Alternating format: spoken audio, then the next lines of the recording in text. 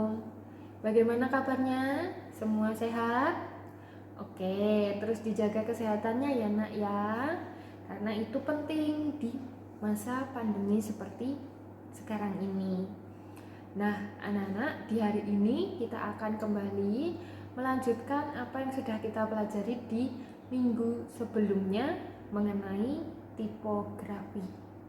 Ya kan? Nah, kalau kemarin kita sudah belajar ada 3 jenis font atau typeface ya, ada serif, sans serif, dan display. Di hari ini kita akan sedikit belajar bagaimana kita menggunakan font itu untuk sebuah desain. Apa yang perlu diperhatikan ketika menggunakan sebuah font pada saat kita membuat desain grafis. Oke, kalian perhatikan video pembelajaran berikut ini. Nah, hari ini kita akan masih belajar mengenai tipografi. Ada beberapa hal yang perlu kalian perhatikan sebelum membuat atau memilih font yang kamu inginkan dalam desainmu. Yang pertama, dalam memilih font, penting untuk memikirkan pesan apa yang ingin kita sampaikan terlebih dahulu. Misalnya, kalian ingin membuat sebuah banner dengan pesan yang mudah disampaikan. Kalian bisa menggunakan jenis-jenis font yang bersifat netral.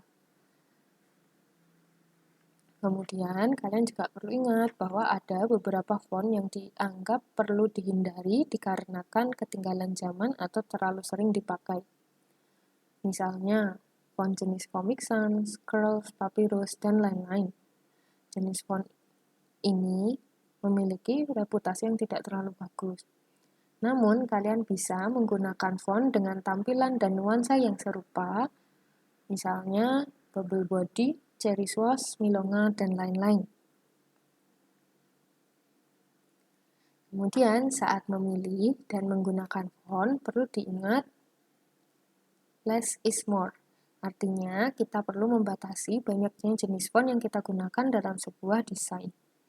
Biasanya, lebih baik jika menggunakan 1 atau 2 jenis font saja. Apabila kita memerlukan lebih banyak kontras atau lebih banyak variasi, kita bisa menggunakan jenis font yang sama, tetapi mengubah ukuran ataupun berat ataupun gayanya. Misalnya di bold atau di italic, kemudian yang satunya nanti biasa aja di regular. Selain itu, trik yang kita bisa gunakan adalah menggunakan kombinasi yang menarik. Kita bisa memadukan gaya font yang berbeda tapi saling melengkapi. Misalnya, sans serif dengan serif, atau lowercase dan all caps, atau huruf besar semua dengan huruf kecil semua. Karena opposite attract atau hal-hal yang berlawanan bisa menjadi menarik. Ada beberapa istilah yang perlu kamu ketahui pada tipografi. Yang pertama adalah hierarki. Hierarki adalah cara mengatur tulisan dari bagian yang penting ke bagian seterusnya. Elemen yang penting biasanya diberikan penekanan lebih, misalnya hurufnya lebih tebal dan ukurannya lebih besar. Tentukan elemen mana dulu yang ingin diperhatikan terlebih dahulu dengan membuat elemen tersebut lebih menonjol. Namun, perhatikan pada kesederhanaan dan gaya yang melengkapinya. Kemudian ada istilah yang namanya leading. Leading atau lebih mudah dimengerti sebagai line spacing adalah spasi antar baris agar tulisan mudah dibaca. Perhatikan gambar di bawah ini. Biasanya, jika terlalu banyak ataupun terlalu sedikit ruang antara satu baris dengan baris yang lainnya membuat pembaca akan menjadi sulit untuk membaca tulisan tersebut.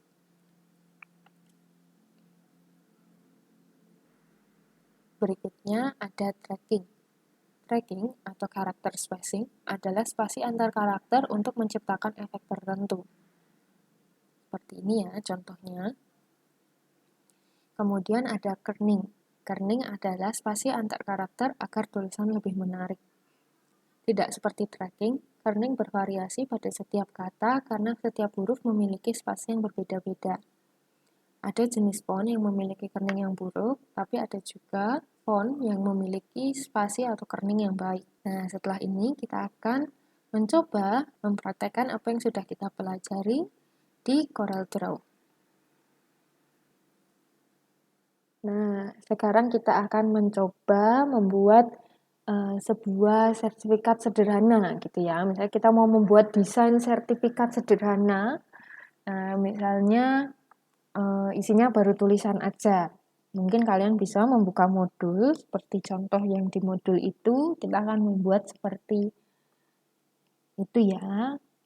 Nah, karena sertifikat itu pasti harus ada judulnya, jadi judulnya itu bisa kita gunakan display font gitu ya.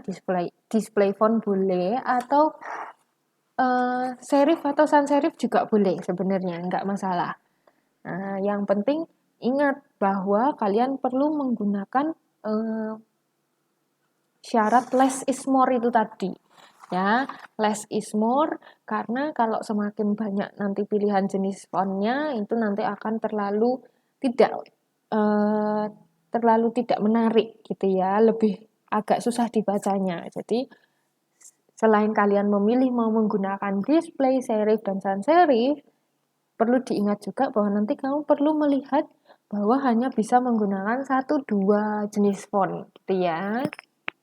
Nah, atau bisa menggunakan cara opposite attract. Jadi misalnya kalau pakai yang all caps, berarti nanti pakai yang hurufnya lowercase semua gitu kan. Atau misalnya pakai serif, kemudian nanti pakai sans serif juga. Nah, kita coba contoh misalnya untuk judulnya Bunga akan menggunakan serif aja. Bunga menggunakan serif karena ini sertifikat gitu ya. Bunga mau menggunakan serif, misalnya pakai Braille MT font ini. Nah, ini tulisannya bisa kamu bawa ke tengah. Hierarki ya nak ya, hierarkinya diperhatikan. Karena ini judulnya, jadi kita akan membuat ini tebal dan sedikit besar. Nah, ini Bunga simpan di tengah, gitu kan.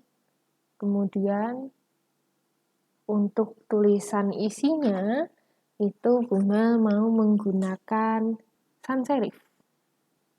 Akan menggunakan Franklin Gothic ini. Bunga akan menggunakan yang ini, medium ini. Dan di sini kita ketik, kita kecilkan juga tulisannya. Nah, ini kita simpan di tengah juga. Kemudian kita di sini menggunakan berikan nama gitu ya. Ini namanya nanti nama Bunga. Kita tulis nama. Nah, ini kita masih menggunakan Franklin ini.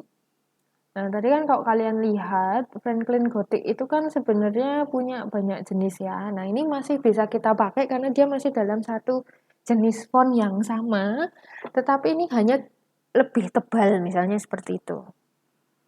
Ya, di sini kita akan gunakan, ya, dikira-kira aja. Kemudian kita kembali menggunakan ini, copy paste aja.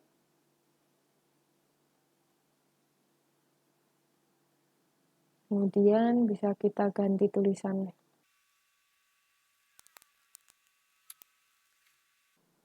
Nah, misal begini. Terus ini kita berikan ke tengah.